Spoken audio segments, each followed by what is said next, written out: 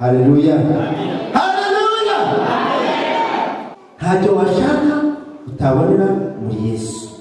Ndashaka kugira ngo umusaraba ufite umunsi n'uwuhe.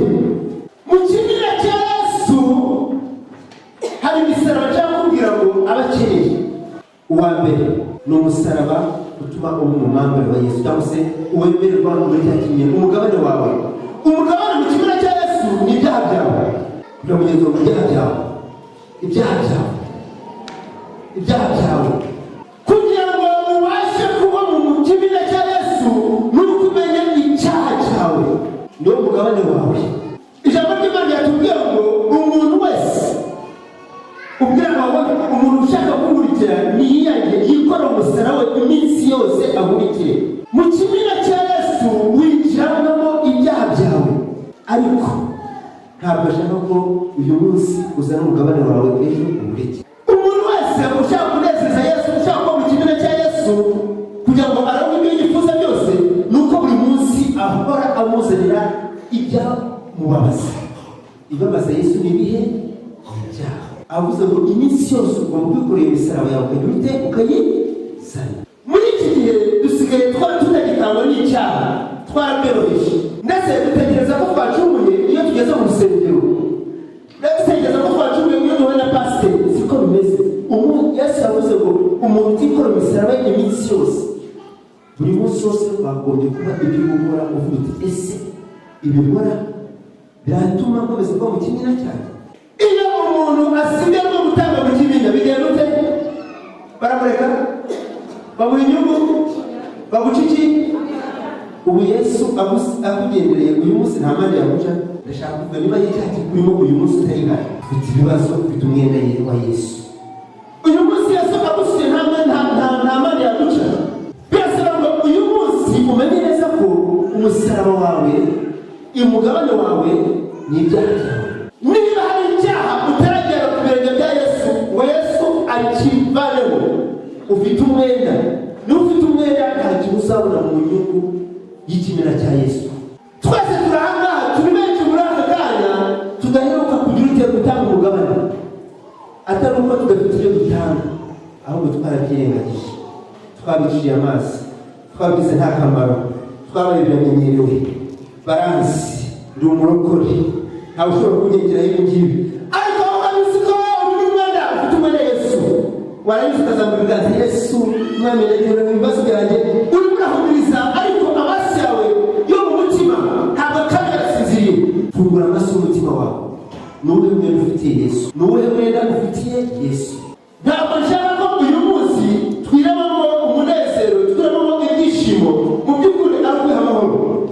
Yesu aravuga ngo umuntu utabasha gukora umusaraba we ngo yiyane, bene data icyaha kiraryoha, bene data icyaha kiraryoha.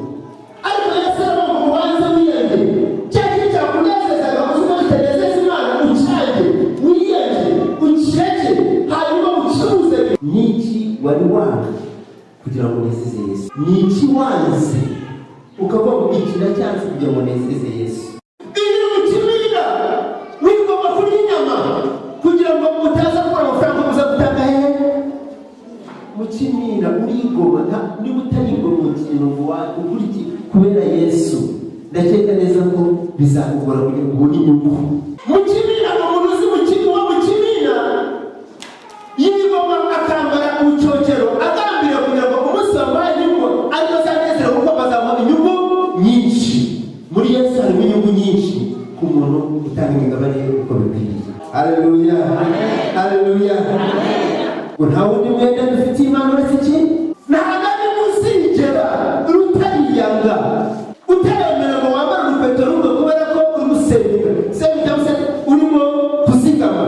Ntabwo ari muzigera ugira icyo ugambiriye mu kimina cyawe utigomye, wambara umwenda umwe, wambara urukweto rumwe, ariko ugira icyo uzigama kugeza igihe ugize iki? Ibikwiriye, hanyuma wakuha inyungu ihagije ukabona umunezero w'ibyo wigomwe.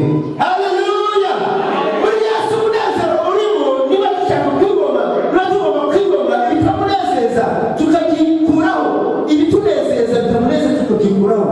Ushobora kuba uri aha ngaha ushaka kunezeza buri munsi najya gusenga. Hari umupasiteri buri munsi uvuga ngo sinjya gusenga, ubwo najya gusenga ngo muri kompasiyo n'abaganga, reka mubwire ngo ntabwo nshobora gukora umusaraba wawe, njye sinawubasha. Ariko hari umubwire wawe ushobora, niba waje gusenga wigomwe umwanya wawe ukaza kunezeza Yesu, nababwiye ngo ntawe urahamagara ngo uzi icyo akora, siko biri? Hari impamvu. Haleluya. Amina. Ntukazigere ugira igihombo kubera ko utamenye ko hari igiciro watanze. Haleluya. Hari umuntu yarigomwe arasevinga, arisigamira, ariko icyari kibabaje nuko atarazi impamvu arimo gukora ubwizigame. Murumve neza, iyo ugiye mu kimina ugashyiramo amafaranga yawe ntacyo uteganya, ntacyo ugambiriye, nubwo wagezeho za miliyoni bakazikoreza mu ntoki, umunsi barazikoresha ubusa.